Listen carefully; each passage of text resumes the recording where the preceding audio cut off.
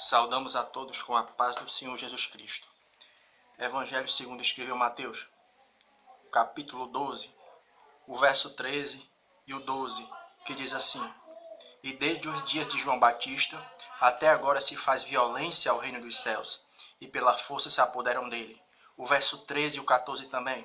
Porque todos os profetas e a lei profetizaram até João. E se quereis dar crédito, é este Elias que havia de vir, né? Então a gente aqui aproveitando esse momento simples, né?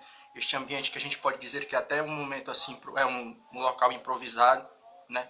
Mas nós estamos aqui na intenção de compartilhar uma reflexão bíblica, né? Com você que vai passando por aí agora neste momento.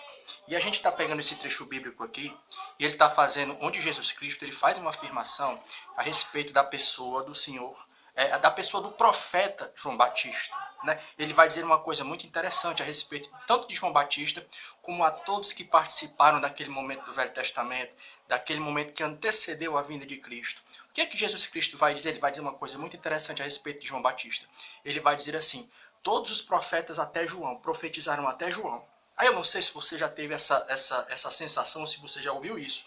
Algumas pessoas vão pegar esse trecho bíblico que está presente no verso 13 do capítulo 11 de Mateus, onde Jesus vai dizer o seguinte, ó: porque todos os profetas e a lei profetizaram até João. Algumas pessoas vão pegar esse texto para fazer a seguinte pergunta: hoje existe um ministério profético nos dias de hoje? Existe? Porque a Bíblia vai dizer o quê? Que os profetas profetizaram até João Batista. Aí vai ficar uma pergunta: existe profeta nos dias de hoje, esse ministério? Aí, para a gente responder essa pergunta, se existe ou não existe, porque alguém vai dizer, não, existiam profetas no Velho Testamento. Mas na dispensação da igreja, nesse momento da história, será que ainda existem profetas? Para a gente poder responder se é sim ou não, a gente vai ter que ir para a carta de Paulo aos Efésios, capítulo 4, o verso 11, que diz assim, ó, carta de Paulo aos Efésios, capítulo 4, verso 11, que diz assim, ó: E ele mesmo deu uns para apóstolos, e outros para profetas, e outros para evangelistas, e outros para pastores e doutores. Repetindo o verso 11 do capítulo 4 da carta de Paulo aos Efésios.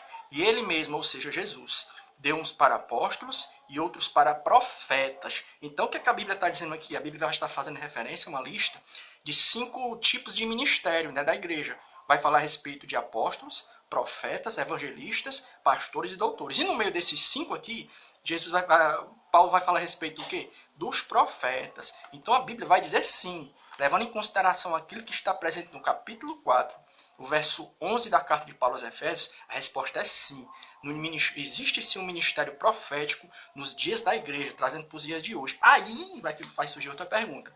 Se existem os profetas do Velho Testamento e os profetas do Novo, qual é a principal diferença entre os profetas, por exemplo, do Velho e os profetas do Novo Testamento? Sabe qual é a principal diferença? É a seguinte: porque os profetas do Velho Testamento, eles fizeram parte de uma fase. Que fase foi essa? Foi a fase onde eles profetizaram a respeito da vinda do Cristo. Eles falaram da promessa. E já eu e você, os profetas, né, os profetas, aqueles que fazem parte dessa dispensação, né, eles fazem parte do momento em que nós tivemos essa experiência com Cristo. Vamos repetir aqui o pensamento. Os profetas do Velho Testamento falaram apenas a respeito da promessa. Já a igreja está o quê? Está vivendo esta promessa. Então a principal diferença entre os profetas do Velho Testamento e os profetas do Novo é que enquanto os profetas do Velho Testamento eles falaram a respeito da vinda do Cristo, os profetas do Novo, a igreja está o que? Está vivenciando uma experiência com esse Cristo, né? Então essa é a principal diferença. Mas tirando isso aí, o que a gente pode afirmar? Que existem sim, existem profetas do Novo Testamento. Agora, qual é a outra grande diferença a respeito dos profetas do Novo Testamento e dos profetas do Antigo? A primeira está, sabe aonde? Na maneira como o Espírito Santo de Deus age na vida da pessoa. Isso falando de Novo Testamento, né? Por exemplo, nós entendemos pela lista dos dons proféticos, dos dons espirituais que estão presentes lá entre o capítulo 12 e o capítulo 13 da primeira carta de Paulo aos Coríntios, ele vai falar a respeito do quê? Do dom de profecia. Então vai haver 2 maneiras de uma pessoa ser usada em profecia, trazendo por dias de hoje. Se levarmos em consideração o fato que profetas existem hoje. A primeira qual é? Vamos usar aqui uma expressão bem simples para você entender, né? Existem 2 maneiras por qual a pessoa é usada em profecia, trazendo por dias de hoje. A primeira qual é? Você é uma pessoa que você não prega. A pessoa não prega, a pessoa não é aquela pessoa que tem uma palavra de muita eloquência, a pessoa não prega, né? Mas o Espírito Santo de Deus pode tomar a pessoa momentaneamente e a pessoa pode ser usada em profecia, né? Quem nunca participou de um trabalho de oração, isso levando em consideração o fato que você é uma pessoa que pertence ao quê? Ao chamado contexto pentecostal. Mas se a pessoa não crê na atualidade dos dons, não vamos entrar aqui nesse mérito não, mas nós cremos nisso pela palavra, né?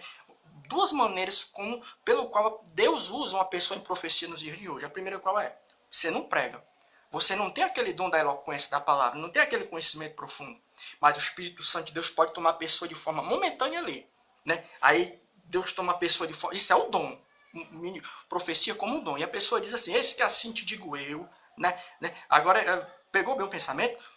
As duas maneiras pelo qual Deus usa uma pessoa em profecia hoje na igreja. Primeiro, a pessoa não prega, não tem o ministério da palavra, mas o Espírito Santo de Deus pode tomar a pessoa momentaneamente. E a pessoa pode ser usada em profecia, dizendo algo, trazendo algo da parte de Deus. Eis que assim te digo eu, levando em consideração o fato de que o crivo para nós julgarmos se uma profecia é de Deus ou não, é a Bíblia. Agora, qual é a segunda maneira pelo qual a pessoa pode ser usada em profecia? É exatamente essa que está presente no capítulo 4, verso 11 da carta de Paulo aos Efésios. É o ministério da profecia.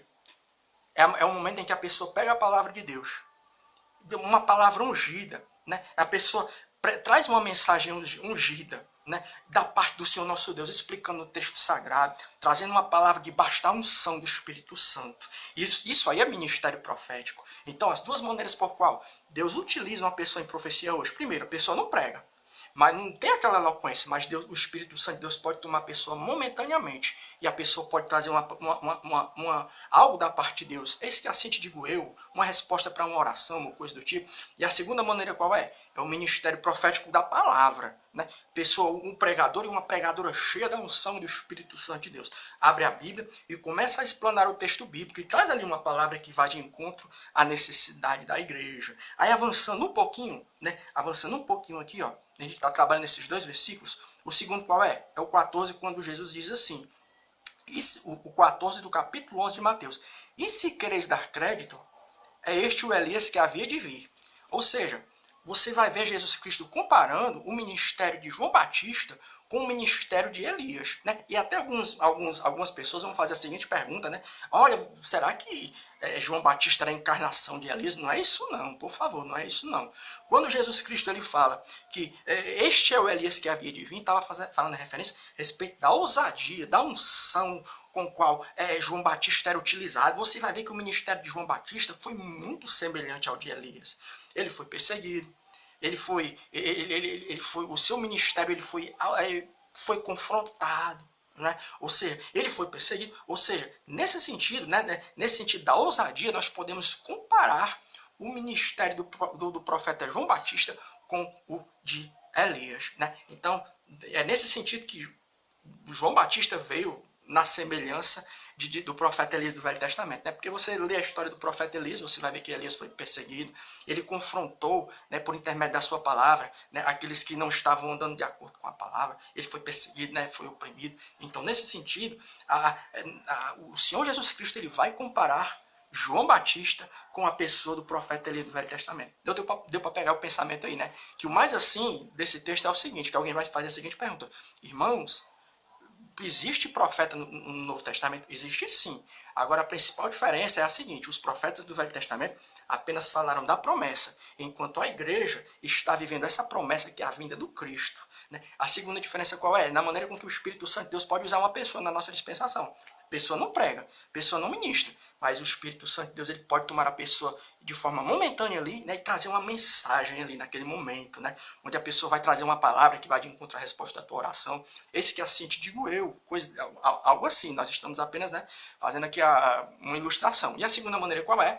É o ministério da palavra mesmo, em que a pessoa pega a palavra, meu irmão, minha irmã, explana o texto bíblico e debaixo da unção, da capacitação do Espírito Santo, a pessoa traz uma palavra que vai de encontro à necessidade da igreja. Boa noite.